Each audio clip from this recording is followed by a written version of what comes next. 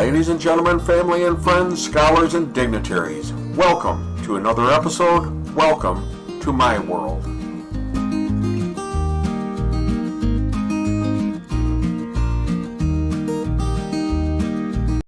Sociologists have long demonstrated many problems for teens having sex.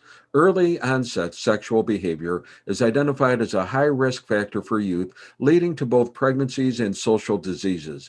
Perhaps more importantly, though, and not as well appreciated, is that early sexual behavior can lead to the serious development of intimacy problems and relationship problems, as well as a greater risk and tendency to get involved with people with immature and even toxic personalities. And certainly, tween and teen sexual behavior has caused incredible tension with parents, even tearing families apart. Most professionals in youth development and human services would caution against what is known as early onset sexual activity or early initiation of sex. The problems of teenage sexual activity have long been known and cannot be overstated, but they are being seen today at greater levels than ever before. Overall, the emotional and physical well being between teens who are sexually active and those who are not can be very significant. Problems often include sexually transmitted diseases. Roughly 1/4 of the nation's sexually active teens have been infected by a sexually transmitted disease. Out of wedlock childbearing, long term poverty and impoverishment, impairment in intimacy, trust, and relationship development issues, sexual addiction, and a range of psychological and emotional problems, including findings that both teenage boys and girls who are sexually active are significantly less likely to be happy and more likely to feel depressed. And when compared to teens who are not sexually active, teenage boys and girls who are sexually active are significantly more likely to attempt suicide. One state study of nearly 1,000 low income families in three major cities found that 1 in 4 children between the ages of 11 and 16 reported having sex, with the first sexual intercourse experience occurring at the average age of 12. It was reported that the findings in this study even shocked the authors themselves.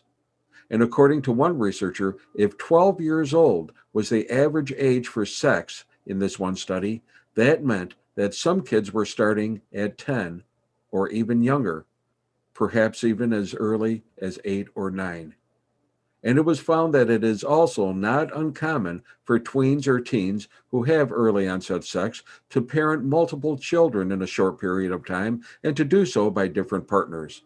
I know of one situation where there were 36 children related, not as cousins, but as brothers and sisters and half brothers and half sisters, and their parents had both started with early onset sexual behavior. Another finding in this study showed a strong relationship between early onset sexual behavior and a high level of juvenile delinquency. Now, rightly so, parents, teachers, and social service workers have long been concerned with youth involvement with sexual activity and the far reaching and often permanent consequences. And now, perhaps, there is even greater reason for concern as it's been found that the age of onset is much lower for many than previously thought. So, early onset of sexual activity remains a critical high risk factor for tweens and teens both, and also itself is a contributing factor to other high risk dynamics like poverty, school dropout, failed relationships, and prolonged immaturity. But are we taking it seriously? So, for parents, the talk about sex with your child is no longer a recommendation, but must be a primary focus for parental responsibility, and not once, but on a continual basis. And it's okay to talk about abstinence. Talk about abstinence, promote waiting, stress self responsibility.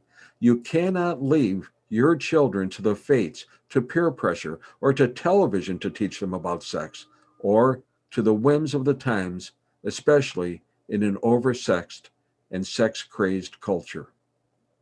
Hey, be safe, be well, put the health of your children first, and may God bless your family.